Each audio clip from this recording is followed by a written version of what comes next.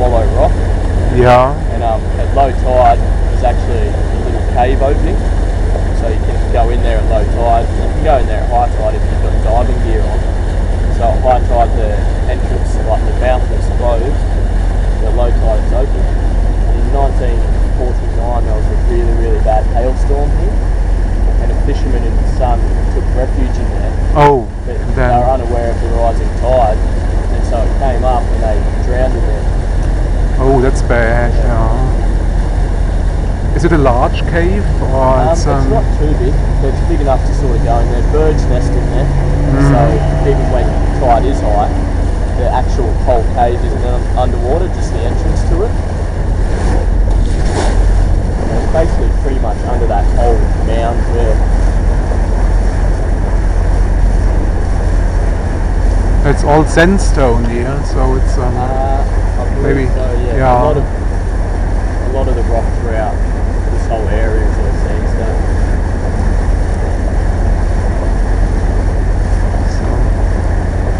That's why we have so many beaches sort of along the coast, because just after thousands, even millions of years of erosion, it's drawn that sandstone down, the limestone down to sandstone.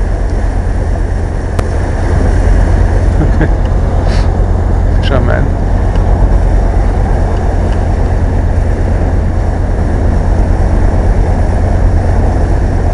This place here is called Swallow Rock Reserve. Boat landing in the little jetty there.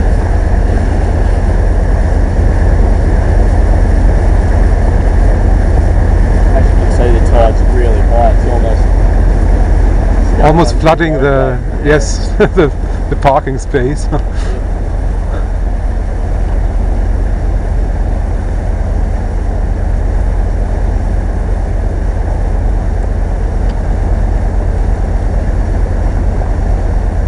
Yeah, it's a lovely day for fishing also, and it's, people. Better hope that these clouds don't really come over and ruin our day.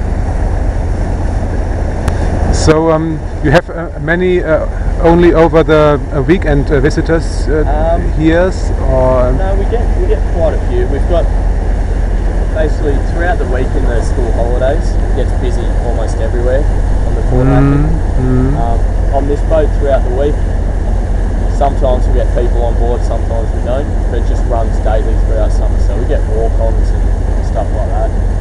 I see. So Yeah. every now and then we'll get a really big group, so that's when I just do most of the announcements over the PA system rather than walk around for everyone. But when it's small, I like it a little bit better because I can come down the door, give a bit of a spill about the national park and what I know about it.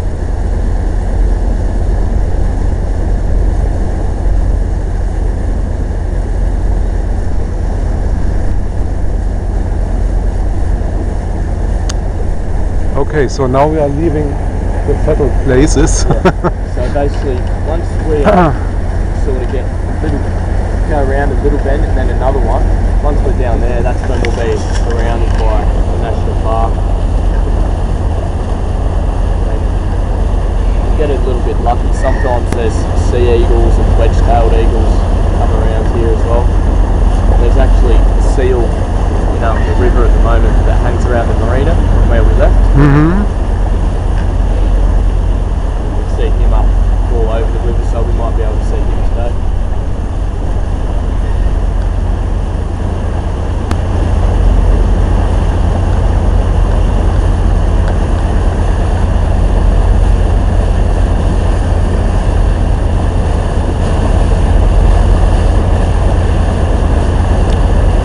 Now, when we walked in the national park, we came through a part where they did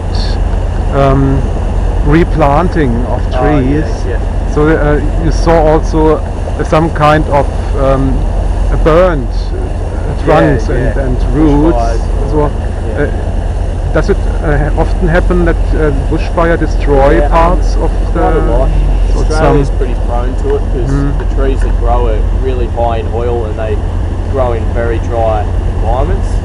And the amount of, I'm a volunteer bushfire fighter at another place further upriver, and basically the way that it happens is all the fuel that comes off it, so all the dead leaves and everything that fall, it just builds up in areas. And because we're a pretty dry continent, that fuel dries out, and all it takes is the one sort of really hot week and then a spark of anything, and the place will just go. So it does happen a lot, but they try and do controlled burns to get rid of the fuel. But it was amazing. Some of the trees actually survived the fire. A lot of like these gum trees, they'll survive. Like a bushfire, unless it's really catastrophic, so it's really, really dry and it's just taking over, it'll just move through the undergrowth and burn all the small level stuff and won't actually ever get up into the ground to the trees. And the trees will go all black and all their leaves are gone and it looks like they're dead, and you'd be able to see straight through for ages. But about 4 to 5 weeks later, they'll start sprouting branches and all that. They've just evolved with that, because that's been going on for thousands of years. The Aborigines used to set fire to large tracts of land for hunting. Oh, so they did fire burning for... like Aboriginals did it, and basically it just promoted regrowth in an area, and it was better for hunting because they could actually flush animals out then. So not only right then and there could they get good hunting, but it promoted regrowth in the area for new species to come through. I see. It's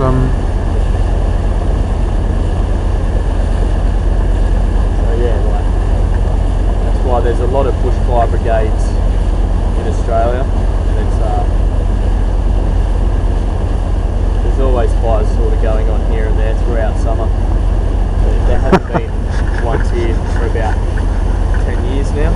A very odd story. I just discussed this with one of my colleagues. There was an ancient people called the Goths in the eastern part of Europe, and they also burned the ground to settle on that. But after some years, the soil was exhausted, so they had to move on and burn another bit of the trees, and they did that about for 300 years. During that period they migrated from Scandinavia in the north down to the Black Sea, which is in the south. In the south. But they just kept burning over. Eventually, just ended up moving too far. So that simply came into my mind when I heard about the Aboriginal, how they did that. But they had plenty of ground.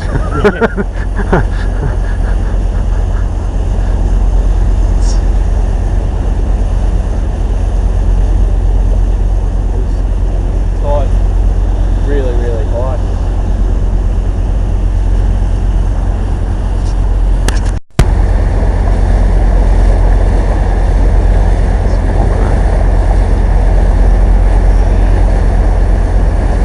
So the river itself extends far into the it basically just extends park, or a little bit more up here. We'll go right to the end of it, but there's 3 major tributaries that lead into. This is called the Port Hacking, this big river, and there's the Hacking River, which is the freshwater bit just at the end here, and that flows into here, and then down Southwest Arm, another area. There's another tributary that flows in, and then up Northwest Arm there's another one that flows in. So they're the 3 major ones. But the boat can only follow up to a specific... basically up here there's a weir that goes across, a road, so it's just a brick wall that separates the upper river, the Hacking, the freshwater part, from the Port Hacking, which is the saltwater part, so we can't actually even go through it. And we can only get up here at high tide. And just off to our right here, just about 1.5 meters back from these holes, there's like a big stone wall.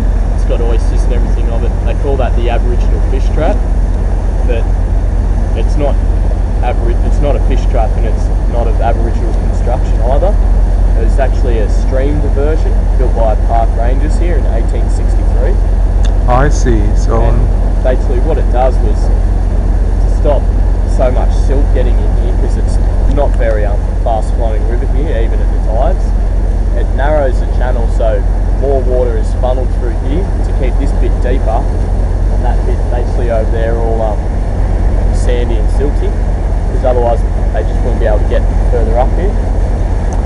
Yeah, the river makes a bend, so all the so when the currents come and it hits this wall, all the sand go is that shifted side or that side, but yeah. it usually takes, water will always take the shortest route, so it goes there. Basically keeps this channel open, not too deep, but yeah, just open enough.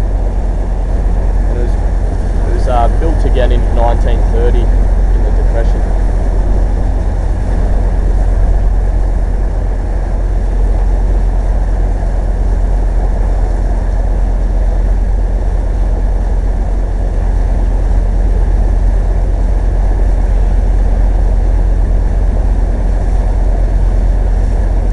Okay, 1930. There were many of these building activities. Yeah, quite a lot. So I was down in Melbourne, Yeah. and then went along the Pacific Road. Yeah. So, and they said also the road was constructed in the 30s as a As a means of just getting people to work. Must have been very, very bad in those days, no? Yeah. That's when they started the Snowy Mountains hydro scheme, basically just to get more people work.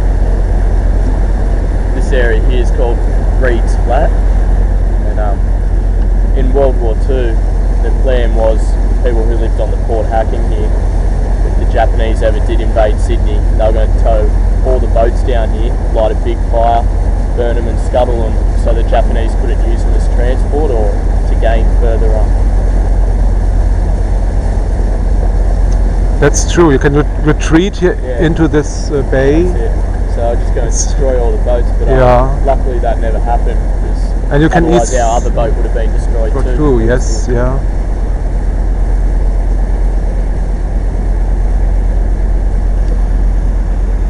Low tide, there's a little beach up here. Down parties here, there's a public barbecue there. Great. That's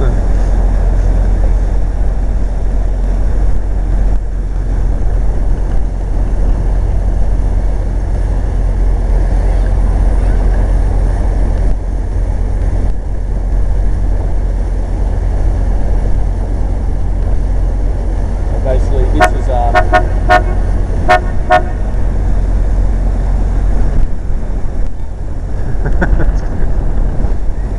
this is Audley down here, Audley. It was named after Lord Audley in 1863, I think it was. Between 1863 to 64 he had a semi-permanent camp here, and he was the person who officially surveyed the river down here. So that is really nice that you have these shallow grounds at the riverside, and it's amazing. So right up the end you can see there's actually a road that goes across. Yeah. It's called the Audley Weir, and that separates the saltwater bit here, Port Hacking, from the freshwater bit, the Hacking River on the other side. There's a little boat and canoe hire place there and picnic grounds and all that sort of stuff. That's one of the major tributaries that leads in. So it's higher on the other side, so the fresh water flows in here, but salt water can't flow into there. There used to be a wharf here that we could land people on, but it's since been disrepaired. There used to be swimming bars here with the shark-proof net, but that was washed away in a flood years ago, and they've never repaired it. See the dog on the front of the board over there.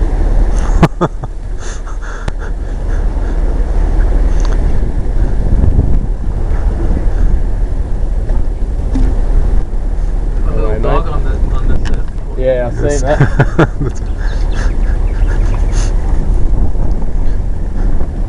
Little doggy with a life jacket. How cute.